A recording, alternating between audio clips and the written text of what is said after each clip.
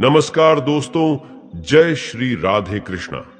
सर्वप्रथम मैं आपको हृदय से शुभकामनाएं देना चाहता हूं कि आप बहुत ही भाग्यशाली हैं, क्योंकि आपने भगवान श्री कृष्ण की प्रेरणा से ही श्रीमद् भगवद गीता सार के इस वीडियो को देखने का मन बनाया।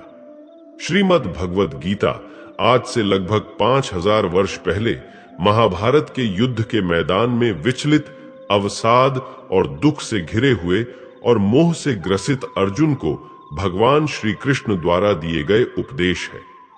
असल में अर्जुन तो माध्यम है।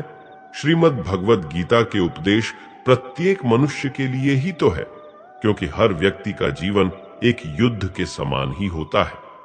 भगवद गीता में प्राणी के सभी प्रकार के समस्याओं का समाधान है। भगवद गीता पढ़कर के समझने से आपके सोचने समझने और व्यक्ति वस्तु परिस्थितियों के प्रति आपके दृष्टिकोण में परिवर्तन आता है। आप अपने व्यर्थ के विचारों, चिंताओं और आशंकाओं को दूर कर पाते हैं। जब आप यह कर पाते हैं तो आप में उत्साह और उमंग का संचार होता है, जिससे सकारात्मकता बढ़ती है और आपका मनोबल बढ़ जाता है और आप अपना जीवन बेहतर ढंग से जी पाते हैं।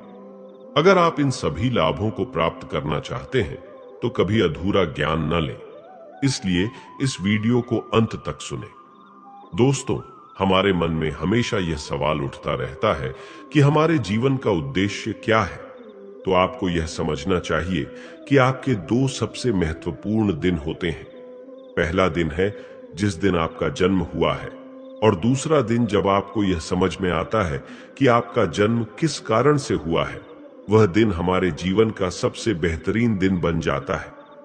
समस्या का समाधान इस बात पर निर्भर करता है कि हमारा सलाहकार कौन है। यह बहुत महत्वपूर्ण है, क्योंकि दुर्योधन शकुनी से सलाह लेता था और अर्जुन श्री कृष्ण से। श्री कृष्ण कहते हैं, जिस समय कोई समस्या जन्म लेती है तो उसके साथ उसका समाधान भी जन्म लेता है। हमारे जीवन में जब कोई विपत्ति आती है तो हम अपना पूरा ध्यान उसी समस्या की ओर लगा देते हैं, लेकिन जो हमारी जिंदगी में पहले से कुछ प्राप्त हुआ होता है, उस वक्त वो हमारे ध्यान से चला जाता है, वह नजर ही नहीं आता। आपने कभी ध्यान दिया है कि जो लोग आपको बहुत ज्यादा प्रेम करते हैं वो आपके ध्यान में नहीं आते, लेकिन यदि कोई आपको परेशान करता है, आपको दुख देता है, तो उसका ध्यान आपको हमेशा आता है। यदि 5 लोग आपके बारे में कुछ अच्छी बातें कहते हैं तो आप उसे बहुत जल्द भुला देते हैं, लेकिन यदि कोई दूसरा व्यक्ति जो आपको अपशब्द कहता हो, आपको बुरा भला कहता हो, तो आप उसे कभी भुला नहीं पाते हैं। हमारी प्रकृति भी ऐसी ही है। हमारे आसपास जो अच्छी चीजें हैं उसकी तरफ हमारा ध्यान जाता ही नहीं, और जो हमारे साथ बुरा होता है उसकी तरफ हमारा ध्यान विशेष रूप से जाता है।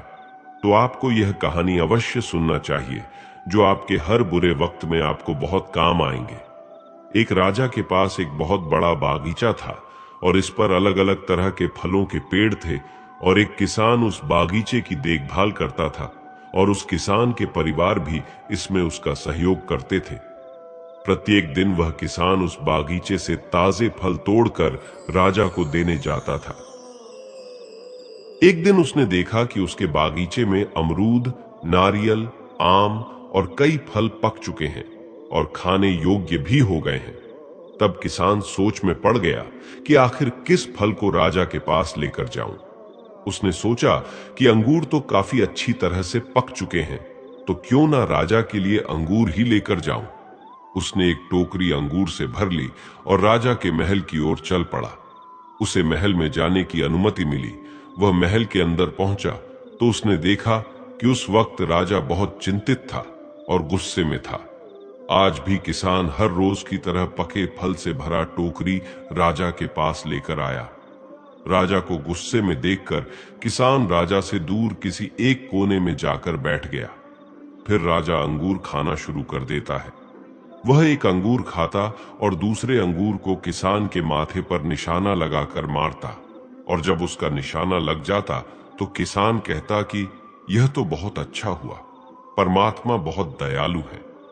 फिर राजा और जोर से किसान के माथे पर अंगूर फेंकता। इस बार भी किसान ने पहले की तरह ही जवाब दिया, यह तो बहुत ही अच्छा हुआ। परमात्मा तो बड़े दयालु हैं। इस पर राजा को आश्चर्य हुआ। उसने सोचा, मैं तो इसके माथे पर अंगूर फेंक कर मार रहा हूं, लेकिन इससे तो कोई फर्क नहीं पड़ता। इसके बजाय यह और ज्यादा ही खुश हो रहा है। राजा ने इस प्रतिक्रिया को देखकर उससे पूछा, मैं तो तुझे बार बार अंगूर से तेरे माथे पर मार रहा हूं और तू कह रहा है कि यह तो बहुत अच्छा हुआ। परमात्मा बहुत भले हैं, तू ऐसा क्यों कह रहा है? इसके जवाब में किसान कहता है, हे राजा, बाग में तो आज अमरूद, नारियल जैसे कई बड़े बड़े फल पककर तैयार हो चुके हैं। वैसे मैं अगर चाहता तो नारियल, अमरूद और बड़े बड़े पके फल भी लेकर आ सकता था, और यदि यहां अंगूर की जगह नारियल, अमरूद इत्यादि होता तो आज तो मेरा बुरा ही हाल हो जाता।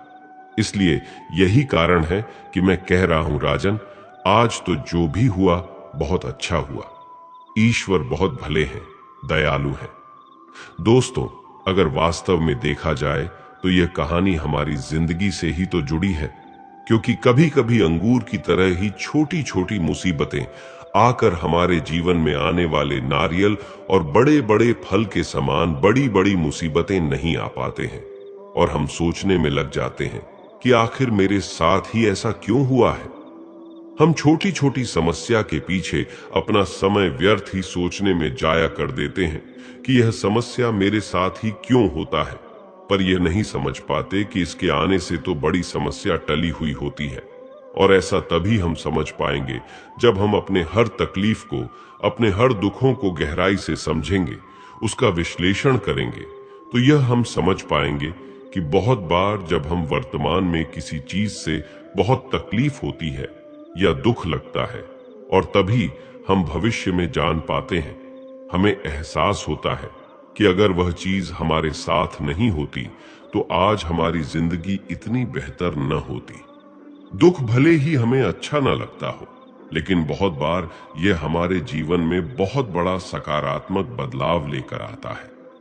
इसलिए ध्यान रहे कि जरूरी नहीं कि हर अच्छी दिखने वाली चीज हमारे लिए अच्छी ही हो, और यह भी हमेशा जरूरी नहीं कि कोई चीज हमें दुख तकलीफ दे रही हो तो वह हमारे लिए गलत साबित हो। इसलिए हमेशा ध्यान रखें, जब भी आपके जीवन में कोई परेशानी या दुख आती है तो वह दुख और परेशानी आपको भविष्य में आने वाली किसी बड़ी मुसीबत से बचाने के लिए आती है। एक बार एक परिवार में पुत्र और पिता रात में भोजन के लिए बैठे, तो उस लड़के की मां ने उन दोनों के प्लेट में जली हुई रोटी और सब्जी परोसे, और उसकी मां ने अपने बेटे और पति से माफी मांगी कि गलती से उसकी रोटी जल गई है। तो उस लड़के के पिता ने अपनी पत्नी से कहा, तुम बिल्कुल भी चिंता मत करो, जली हुई रोटी तो कड़क होती है और मुझे खाने में बहुत अच्छी लगती है। ऐसी रोटी मुझे बहुत पसंद है। अपने पिता के इन शब्दों को सुनकर उसके पुत्र ने अपने पिता से पूछा, पिताजी, आपको क्या जली हुई रोटी बहुत पसंद है? तो उसके पिता ने कहा, तुम्हारी मां आज दिन भर काम करती रही, एक जली हुई रोटी किसी को दुख नहीं पहुंचाता। लेकिन अगर मैं ऐसा न कहकर उसे अगर मैं कठोर और तीखे शब्द में उसका जवाब दिया होता तो यह बात उसे बहुत दुख पहुंचता। कठोर और तीखे शब्द दिल को बहुत चोट पहुंचाते हैं। इस दुनिया में कोई भी ऐसा व्यक्ति नहीं होता जिसमें कोई भी कमी ना हो।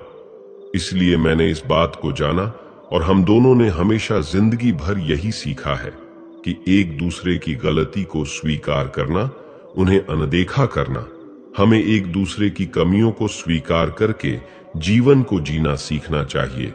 तभी हमारे संबंध खुशहाल रह पाएंगे। मित्रों, इस कहानी से हमें यह सीखने को मिलता है कि हम लोगों को अपनी जिंदगी में एक दूसरे की गलतियों को माफ करना सीखना चाहिए। एक दूसरे को कठोर और कड़वे शब्द न कहें, बल्कि एक दूसरे की कमी को जानकर एक दूसरे का सहारा बनना चाहिए। वहीं उसके उलटे अगर हम एक दूसरे की कमियों को अपने दिल में बिठाना शुरू कर देते हैं, अपने दिल से लगा बैठते हैं, तो हमारी पूरी जिंदगी कड़वाहट से ही भर जाती है। हमारे सारे रिश्ते कड़वाहट से भर जाते हैं। जिंदगी में यह सभी बातें आती ही रहेंगी, लेकिन निर्णय आपका है। क्या आप उसमें खुश रहते हैं या आप उसमें स्वयं को दुखी करके जीवन पर्यंत परेशान रहते हैं? एक राज्य में एक राजा अपने नगर के निरीक्षण के दौरे पर गया था। उसने सोचा, क्यों ना आज अपने नगर के लोगों की क्या समस्या है देख करके आऊं कि किस तरह से लोग अपना जीवन जी रहे हैं। उसने रास्ते में एक बूढ़े व्यक्ति को देखा जो सर पर लकड़ी की गठरी रखकर ले जा रहा था। वह बहुत ही गरीब था। राजा को यह देखकर बहुत ही दुख हुआ। उसने इस बूढ़े व्यक्ति से पूछा कि आप तो इतनी तेज गर्मी में लकड़ी का गट्ठर बांधकर सर पर ले जा रहे हैं। आप पसीने से पूरे लथपथ हो चुके हैं। आप मेरे रथ पर आकर बैठ जाइए। आपको जहां भी जाना होगा मैं आपको छोड़ दूंगा। उस गरीब बूढ़े व्यक्ति ने राजा से कहा, महाराज, मैं तो बहुत छोटा व्यक्ति हूं, आपके रथ पर कैसे बैठ सकता हूं? तो राजा ने कहा, मैं कोई छोटा बड़ा व्यक्ति नहीं मानता। हमें तो एक दूसरे की मदद का भाव रखना चाहिए। अगर हमारे पास कोई चीज बहुत ज्यादा है और किसी व्यक्ति के पास उस चीज की कमी है, तो हमें उस चीज को अवश्य ही उसे देना चाहिए। और मैं भी एक मनुष्य हूं, और एक मनुष्य दूसरे मनुष्य के काम नहीं आएगा तो कौन आएगा? और ऐसा मनुष्य जो दूसरे मनुष्य के पीड़ा को नहीं समझ सकता, वह मनुष्य नहीं हो सकता। वह तो पशु के समान है। इसलिए आप मेरे रथ पर आकर बैठ जाइए। मैं आपको आपके मंजिल तक अवश्य ही छोड़ आऊंगा। राजा के अनुग्रह करने पर वह गरीब किसान राजा के रथ पर आकर बैठ गया। रथ आगे बढ़ा तो राजा ने देखा कि उस किसान के सर से पसीना अभी भी बह रहा है। तो राजा ने देखा कि उस किसान ने अपने सर पर से उस लकड़ी के गट्ठर को नहीं उतारा है। राजा ने उस बूढ़े किसान से कहा कि जब आप इस रथ पर बैठ गए हैं तो आपको अपने सर पर इस गट्ठर को रखने की क्या ही आवश्यकता है? आप अपनी इस गठरी को रथ पर रख दीजिए। तो किसान ने राजा से कहा, महाराज, आपने तो मुझे रथ पर बिठाया, यह बहुत ही सौभाग्य की बात है, लेकिन मैं नहीं चाहूंगा कि इन लकड़ियों के गट्ठर का वजन आपके रथ पर पड़े, इसलिए मैंने इसे अपने सर पर ही ले रखा है। तो उसकी इन बातों को सुनकर राजा को बहुत ही आश्चर्य हुआ और उसने बहुत ही अफसोस जताया और उसने अपना सर पकड़ लिया। मित्रों, यही कहानी हम सभी की है। भगवान श्री कृष्ण श्रीमद् भगवद गीता में कहते हैं, हे अर्जुन, तुम अपने सारे दुखों को मेरे ऊपर छोड़ दो, मैं तुम्हारे सारे दुखों को दूर कर सकता हूं, तुम्हारी सभी चिंताओं को खत्म कर सकता हूं। लेकिन दुर्भाग्य है कि यहां प्रत्येक मनुष्य अपने सर पर लकड़ी के गट्ठर के समान चिंताओं का बोझ, अपनी समस्याओं का बोझ अपने सर पर लेकर घूम रहा है। वैसे असल में तो वह कुछ नहीं कर सकता। वह मनुष्य अपना ही जोर चलाने में लगा रहता है। मनुष्य को यह लगता है कि सब कुछ तो मैंने ही संभाल रखा है।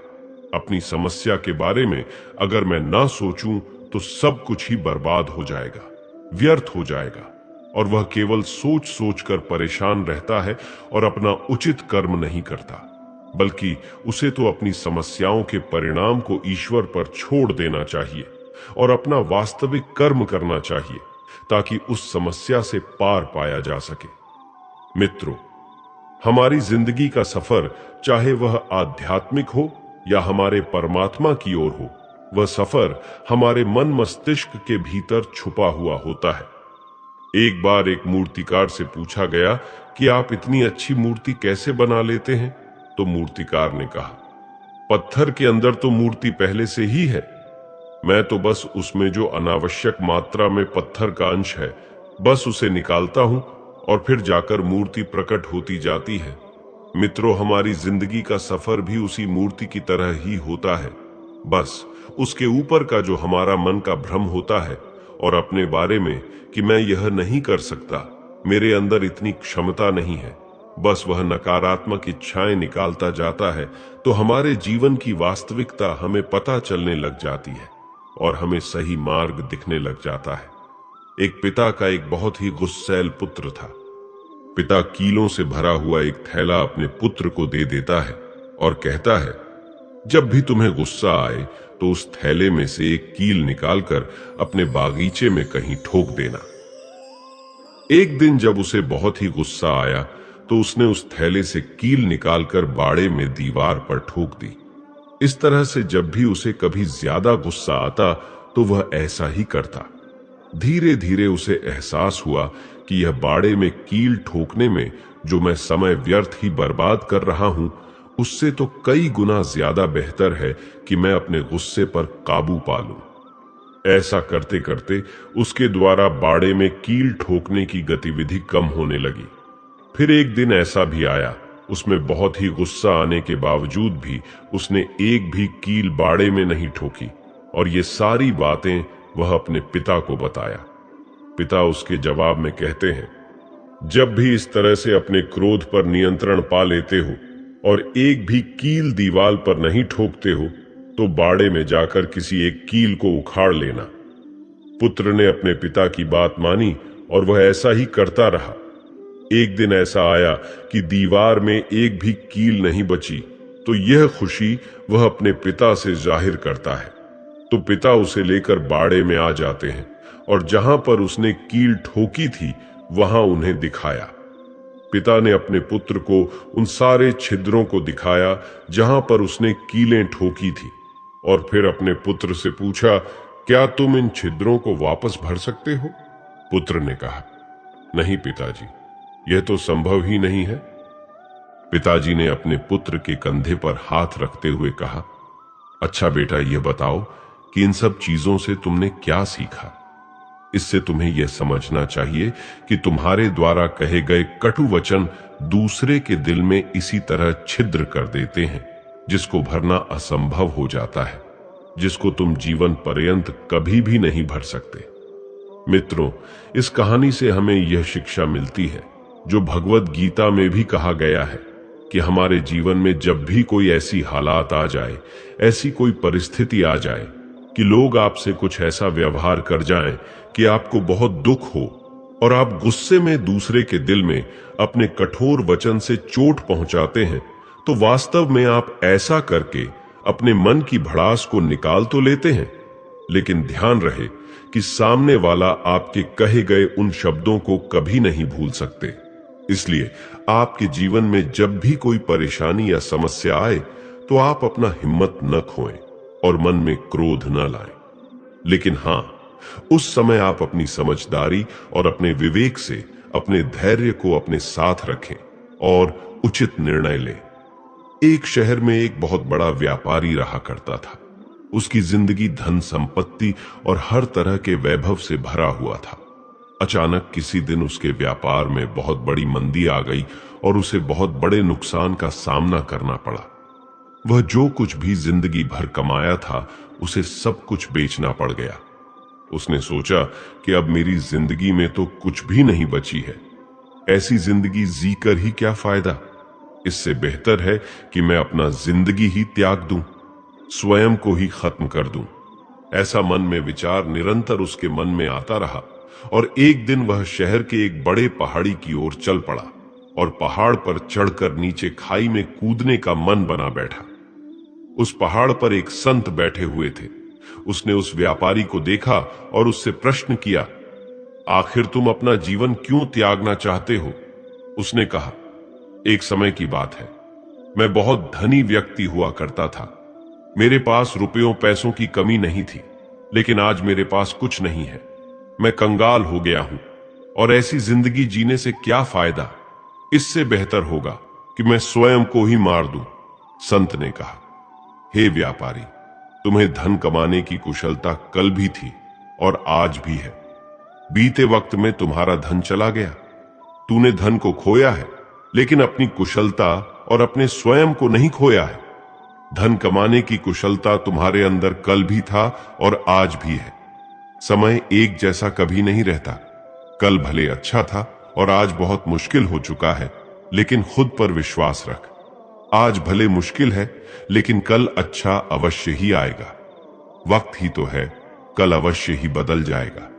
मुश्किल वक्त का सबसे बड़ा सहारा है उम्मीद। और अगर आप में साहस और हौसला है तो हर तूफान के बाद भी किनारा है। ये मुश्किल वक्त तुझे बर्बाद करने के लिए नहीं आया है, बल्कि तुझे और भी बेहतर बनाने के लिए आया है। ये तुम्हारे साहस और कौशल की परीक्षा लेने के लिए आया है। इसलिए तू हिम्मत मत हार और वापस अपने घर को जा और पहले से ज्यादा मेहनत कर। जो कुछ भी तेरे पास है उसे वापस प्राप्त करने की कोशिश कर। उस व्यक्ति के हृदय में महात्मा की ऐसी बातें सुनकर एक नई उम्मीद की किरण जाग उठी और वो एक नए जोश में आ गया। उसने समझा, धन समाप्त हुआ है, मैं थोड़े न समाप्त हुआ हूं।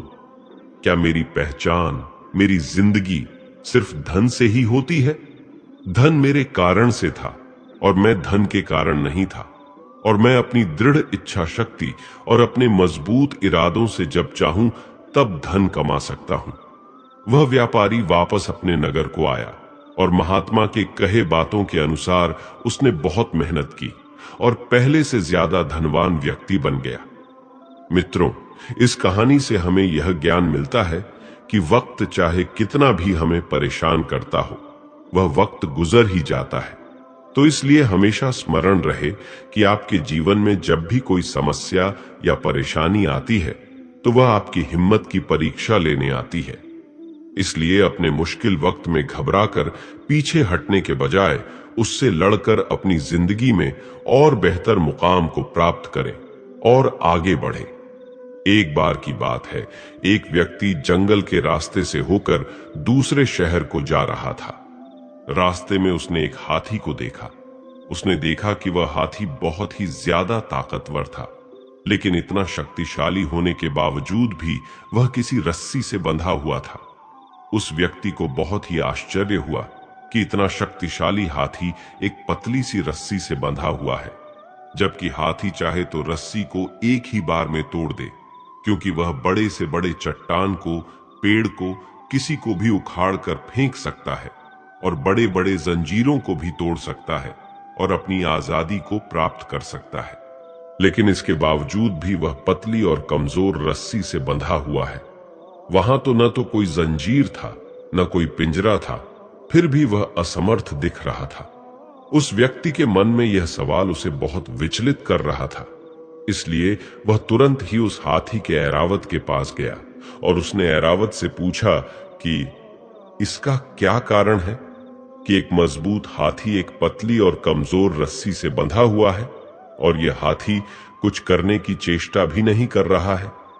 तब ऐरावत ने कहा, जब यह हाथी बहुत छोटा था तो उस वक्त से ही इसे इसी पतली रस्सी से बांधा जाता था।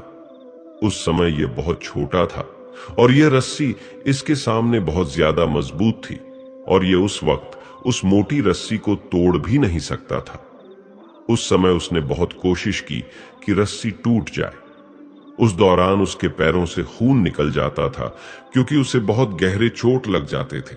लेकिन वह छोटा और बच्चा होने के कारण इस रस्सी को तोड़ नहीं सकता था। इसने बहुत बार प्रयास किया, लेकिन यह रस्सी नहीं टूटी और अंत में इसने हार मान लिया कि मुझसे यह रस्सी तो नहीं टूटने वाली। धीरे धीरे समय बीतता गया, वह बड़ा होता गया और उसके मन मस्तिष्क में यह बात बैठ गई कि यह रस्सी उससे नहीं टूटने वाली।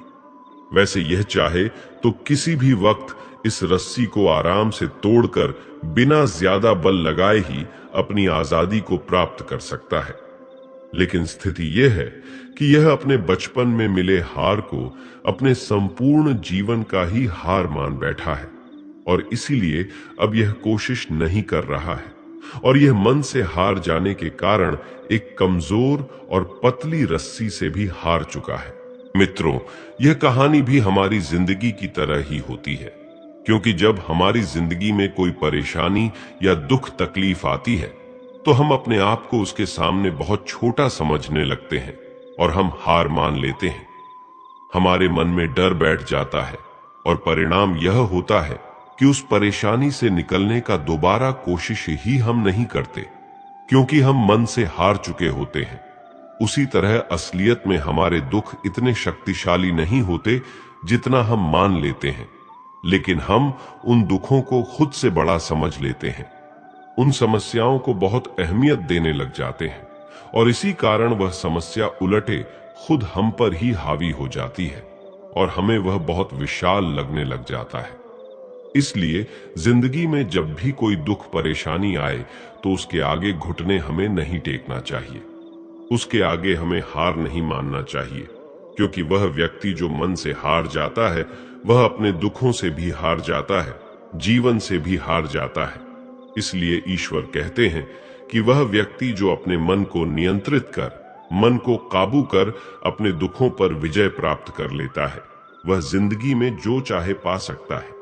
किसी भी समस्या से भागना समाधान नहीं है, बल्कि समस्या को समझना और किसी निष्कर्ष पर पहुंचना ही समाधान है। आंसू एक जीवन शैली का हिस्सा है, किंतु आगे आने वाली समस्या का समाधान नहीं। व्यक्ति को दुख होना उसके जीवन का हिस्सा है, किंतु जीवन भर पीड़ा को हृदय से लगाना आगे बढ़ने का समाधान नहीं है। हर समस्या के 3 समाधान होते हैं: स्वीकार करो, बदल दो या फिर छोड़ दो। जैसे उबलते पानी में कभी परछाई नहीं दिखती, ठीक उसी प्रकार परेशान मन से समाधान भी नहीं दिखते। शांत होकर देखिए, सभी समस्याओं का हल मिल जाएगा। उनके होते हुए तू क्यों परेशान है? कान्हा के चरणों में तो हर समस्या का समाधान है। राधा राधा जपने से हो जाएगा तेरा उद्धार, क्योंकि यही वह नाम है जिससे कृष्ण को है प्यार। अगर बना सकते हो श्री कृष्ण को तो अपना बना लो। जीवन के सारे दुख दर्द दूर और सुख की अनुभूति होगी। भगवान श्री कृष्ण कहते हैं, यदि मेरा भक्त मौन होकर सब कुछ सुन रहा है तो स्मरण रखिए, उसके मौन और विश्वास का उत्तर मैं स्वयं देता हूं। मां का हाथ और श्री कृष्ण का साथ है तो फिर दुख में भी सुख का एहसास है। मौन सबसे अच्छा उत्तर है किसी ऐसे व्यक्ति के लिए जो आपके शब्दों को महत्व ही नहीं देता। अपनी पीड़ा के लिए संसार को दोष मत दो, अपने मन को समझाओ। तुम्हारे मन का परिवर्तन ही तुम्हारे दुखों का अंत है। दृष्टि से अधिक आवश्यक प्रेम और आदर भरा दृष्टिकोण है, क्योंकि वही आपको प्रेम और सम्मान दिलाएगा। राधा ने श्री कृष्ण से पूछा, प्यार का असली मतलब क्या होता है? श्री कृष्ण ने हंसकर कहा, जहां मतलब होता है वहां प्यार ही कहां होता है। ईश्वर पर भरोसा इतना रखो कि जब आप इच्छा से काम ना हो तो समझ लीजिए ये उनकी इच्छा है, और जब आपकी इच्छा से काम हो तो समझ लेना ये उनकी कृपा है।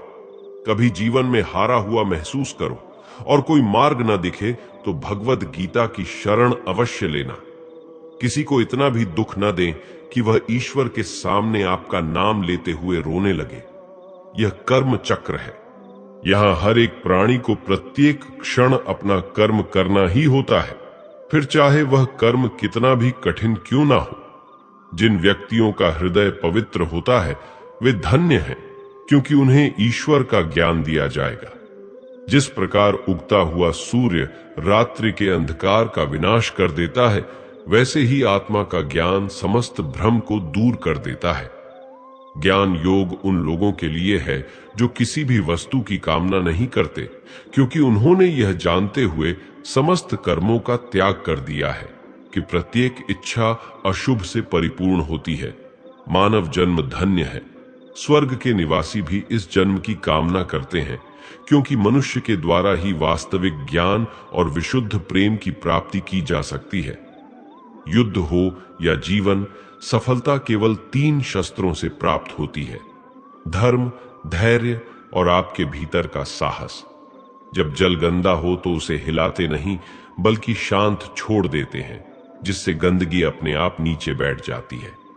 उसी प्रकार जीवन में परेशानी आने पर बेचैन होने के बजाय शांत होकर सोचें, हल अवश्य निकलेगा।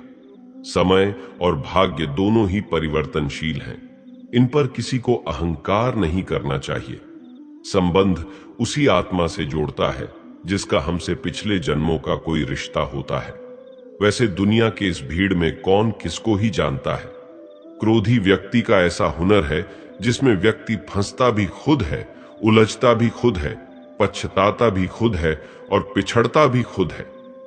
श्री कृष्ण कहते हैं, प्रेम में जरूरी नहीं कि उपहार कोई वस्तु हो। प्रेम परवाह, इज्जत भी बहुत अच्छे उपहार है। कभी किसी को देकर तो देखें। मनुष्य के दुख का कारण उसका प्रेम ही है। वह जितना अधिक मोह करेगा उतना ही अधिक कष्ट भी भोगेगा। जो अपना ना हुआ उस पर कभी हक न जताना, और जो समझ न सके उसे कभी दुख न बताना। मनुष्य के जीवन के दुखों का मुख्य कारण उसके खुद की आशाएं और इच्छाएं होती हैं। अपने वह हैं जो विपत्ति में काम आए। अपनों के साथ समय का पता नहीं चलता, अपनों का पता चल जाता है। जीवन मिलना भाग्य की बात है, मृत्यु होना समय की बात है। लेकिन मृत्यु के बाद भी लोगों के दिलों में जीवित रहना यह कर्मों की बात है। श्री कृष्ण कहते हैं, हे अर्जुन, तू करता वही है जो तू चाहता है, होता वही है जो मैं चाहता हूं। तू वही कर जो मैं चाहता हूं, फिर होगा वही जो तू चाहता है। श्री कृष्ण कहते हैं, जब दिल में भक्ति हो और नियत में खोट ना हो तो मैं स्वयं तुम्हारे साथ रहूंगा। जो आपके साथ दिल से बात करता हो उनको कभी दिमाग से जवाब मत देना। स्वतंत्रता का भाव सबको प्रिय होता है, इसलिए अगर सच्चे प्रेम को पाना है तो उसे स्वतंत्र छोड़ देना चाहिए। जिस प्रेम के रिश्ते में स्वार्थ, अहंकार या मतलब होता है, वो रिश्ता प्रेम का रिश्ता कभी नहीं कहला सकता, क्योंकि प्रेम का रिश्ता निस्वार्थ होता है। यानी प्रेम के रिश्ते में कोई स्वार्थ नहीं होता है। स्वर्ग का सपना छोड़ दो, नर्क से डरना छोड़ दो। कौन जाने क्या पाप क्या पुण्य है, बस किसी का दिल न दुखाओ अपने स्वार्थ के लिए। बाकी सब कुदरत पर छोड़ दो। न पैसा बड़ा न पद बड़ा, मुसीबत में जो साथ खड़ा वह सबसे बड़ा। परिवर्तन ही प्रकृति का नियम है, इसीलिए जो पीछे छूट गया है उसका शोक मनाने की जगह जो आपके पास है उसका आनंद उठाना चाहिए। जिंदगी में कभी उदास मत होना, कभी नाराज नहीं होना। यह जिंदगी एक संघर्ष से चलती रहेगी। बस तुम अपना जीने का अंदाज न खोना। मनुष्य अंदर से कितना भी टूटा हुआ हो, पर दुनिया के सामने उसे मुस्कुराना पड़ता है, क्योंकि ये वह दुनिया है जो आपके दर्द आंखों में आंसू लेकर सुन तो लेंगे, पर वही बात आपके पीठ पीछे बढ़ा चढ़ाकर कहेंगे।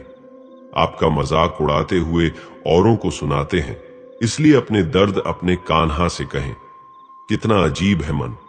जब हम गलत होते हैं तब हम समझौता चाहते हैं, परंतु जब दूसरा गलत होता है तब हम न्याय चाहते हैं। सिर्फ दिखावे के लिए अच्छा मत बनो।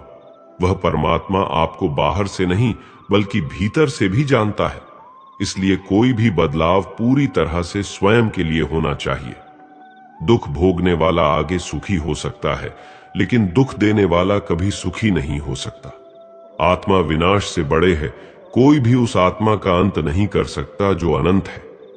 दोस्तों, इस वीडियो से आपने कुछ भी सीखा हो तो कमेंट में जय श्री राधे कृष्णा अवश्य लिख दीजिए, और वीडियो को लाइक करके चैनल को सब्सक्राइब कर लीजिए और बेल नोटिफिकेशन आइकन को ऑल पर सेट कर लीजिए।